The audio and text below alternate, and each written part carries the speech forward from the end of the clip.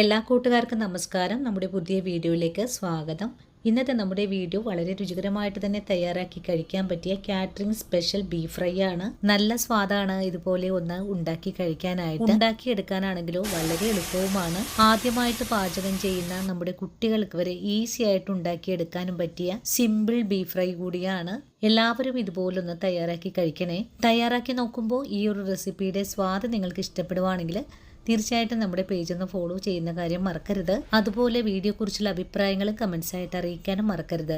നിങ്ങൾ ഓരോരുത്തരും എനിക്ക് തരുന്ന സപ്പോർട്ടാണ് നമ്മുടെ വീഡിയോ മറ്റുള്ള കൂട്ടുകാരിലേക്ക് എത്തപ്പെടുന്നതും. ഇനിയിപ്പോൾ വീഡിയോ കാണുമ്പോൾ നിങ്ങൾക്ക് ഇഷ്ടപ്പെടുവാണെങ്കിൽ നിങ്ങളുടെ വിലയേറിയ ലൈക്കുകൾ തന്ന ചേച്ചിയെ സപ്പോർട്ട് ചെയ്യാനും മറക്കല്ലേ. അപ്പോൾ ഉടൻ തന്നെ നമുക്ക് നമ്മുടെ വീഡിയോ കാണാൻ പോകാം. ഇനി നമുക്ക് ബീഫ് ഫ്രൈ തയ്യാറാക്കാൻ തുടങ്ങാം. ഇതിനായിട്ട് 1 കിലോ അളവിലാണ് ബീഫ് കഴുകി വൃത്തിയാക്കി എടുത്ത് വെച്ചിട്ടുള്ളത്. ഇതുപോലെയാണ് കട്ട് ചെയ്തെടുത്തിട്ടുള്ളത്. നെയ്മയങ്ങളെല്ലാം എടുത്ത് മാറ്റിയിട്ടുണ്ട്. ഇതുപോലൊരു ചെറിയ പീസ് മാത്രമാണ് നെയ്യ് എടുത്തിട്ടുള്ളത്. ഇനി നമുക്ക് ഈ ബീഫ് ഒന്ന് വേവിച്ചെടുക്കാം. ഇതിനായിട്ട് കുക്കറിലേക്ക് മാറ്റിയിട്ടുണ്ട്. കുക്കറിലേക്ക് കുറച്ച് പൊടികളും കൂടി ചേർത്തിട്ട് വേണം വേവിച്ചെടുക്കാനായിട്ടും.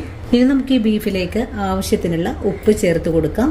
ഇനി വേണ്ടത് 1 സ്പൂൺ അളവില് കാശ്മീരി മുളക് പൊടി, കൂടെ തന്നെ 1 സ്പൂൺ അളവില് മല്ലിപ്പൊടി കൂടെ ചേർക്കാം. 1 നുള്ള് മഞ്ഞൾപ്പൊടി കൂടെ ചേർത്ത് കൊടുക്കണം. കൂടെ തന്നെ 1 സ്പൂൺ അളവില് വെളിച്ചെണ്ണ ഒഴിച്ചു കൊടുക്കാം. ഇനി ഇതിലേക്ക് കുറച്ച് കറിവേപ്പില ചേർത്ത് കൊടുക്കണം. കൂടെ തന്നെ 1/4 ടീസ്പൂൺ അളവിലായിട്ട് പെരിഞ്ജീരകപ്പൊടി. ഇനി നമുക്കിതിലേക്ക് വേണ്ടത് ഇഞ്ചി വെളുത്തുള്ളി ചതച്ചത് ചേർക്കാം. 1 ബോൾ വെളുത്തുള്ളിയും 1 ചെറിയ കഷ്ണം ഇഞ്ചിയുമാണ്. ഇനിയിപ്പോൾ നമ്മുടെ കൈ ഉപയോഗിച്ച് നല്ല പോലെ ഒന്ന് കുഴച്ചെടുക്കാം. ബീഫ് നല്ലോണം കുഴച്ചു കഴിഞ്ഞാൽ പിന്നെ ഒരു 6 വിസിൽ വരുന്നത് വരെ നമുക്കൊന്ന് വേവിച്ചുകൂടെ എടുക്കണം. ഒരു 10-15 മിനിറ്റ് നേരം റെസ്റ്റ് ചെയ്യാൻ വെച്ച് കൊടുത്തതിന് ശേഷം വേവിച്ചെടുത്താൽ മതിയാകും. ഇനി നമുക്ക് ബീഫ് വേവിക്കാനായിട്ട് അടുപ്പിലേക്ക് മാറ്റാം. 6 വിസിൽ വരുന്നത് വരെയാണ് നമുക്ക് വേവിച്ചെടുക്കേണ്ടത്.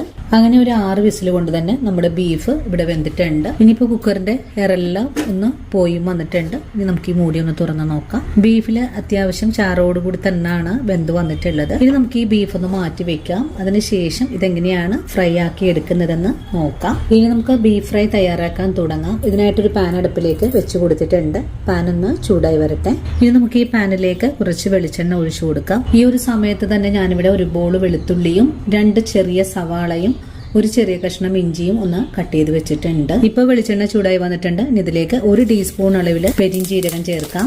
പെരിഞ്ജീരകം ഇപ്പോൾ ഒന്ന് പൊട്ടി തുടങ്ങിയിട്ടുണ്ട്. ഇനി ഇതിലേക്ക് നമ്മൾ കട്ട് ചെയ്ത് വെച്ചിരിക്കുന്ന ഇഞ്ചി ചേർക്കാം. ഇഞ്ചി ചേർത്ത് ഒന്ന് വഴറ്റിയെടുക്കാം. കൂടെ തന്നെ വെളുത്തുള്ളിയും കൂടെ ചേർത്തിട്ടുണ്ട്. ഇനി നല്ലോണം ഒന്ന് മൊരിയിച്ചെടുക്കാം.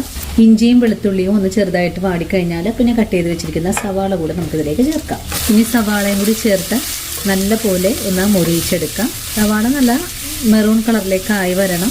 അതുവരെയാണ് നമുക്ക് ഒന്ന് വഴറ്റിയെടുക്കേണ്ടത്. സവാള വഴറ്റുന്ന സമയത്ത് ഇതിലേക്ക് കുറച്ചുകൂടെ ഉപ്പ് ചേർത്ത് കൊടുക്കണം. നമ്മൾ ബീഫ് വേവിച്ചപ്പോൾ ഉപ്പ് ചേർത്തിട്ടുണ്ട്. ഉപ്പും കൂടി ചേർത്ത് കൊടുത്തിട്ട് വീണ്ടും നല്ലോണം ഒന്ന് ഇളക്കി മുരിയിച്ചെടുക്കാം.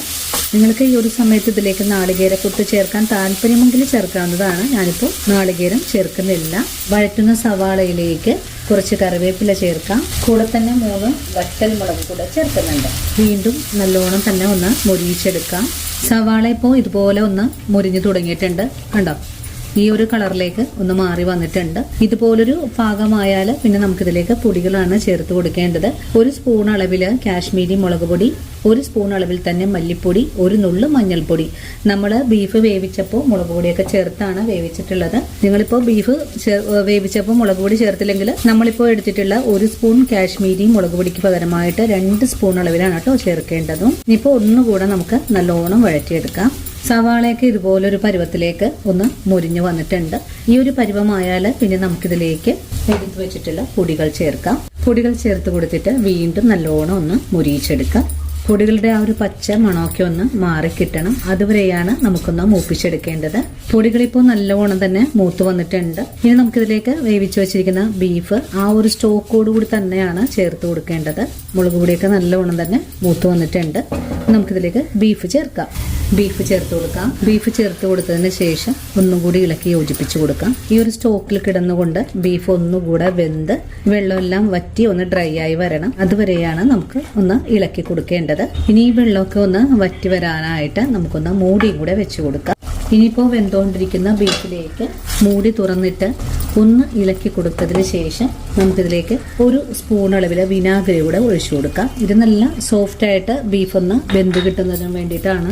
വീണ്ടും നല്ലോണം തന്നെ ഒന്ന് വഴച്ചെടുക്കാം. ഇനി ഒന്നുകൂടെ മൂടി വെച്ച് കൊടുക്കാം. അങ്ങനെ നമ്മുടെ ബീഫ് ഇവിടെ വെള്ളമെല്ലാം വറ്റിച്ചെടുക്കാൻ വെച്ചിട്ട് 2-3 മിനിറ്റ് കഴിഞ്ഞിട്ടുണ്ട്. ഇപ്പോൾ നമ്മുടെ ബീഫിലെ വെള്ളമെല്ലാം വറ്റിയും വന്നിട്ടുണ്ട്. ഇനി നമുക്ക് ഫുൾ ഫ്ലെയിം വെച്ച് കൊടുത്ത് തന്നെ വെള്ളമൊക്കെ ഒന്ന് ഡ്രൈ ആക്കി എടുക്കാം. ഒരു ഗ്രേവി എല്ലാം നല്ല പോലെ തന്നെ ഒന്ന് മുരിയിച്ചെടുക്കണം. നല്ലവണ്ണം ഡ്രൈ ആയി വരണം. അതുവരെയും നമുക്കൊന്നും കൂടെ ഇതൊന്ന് മുരിയിച്ചെടുക്കാം.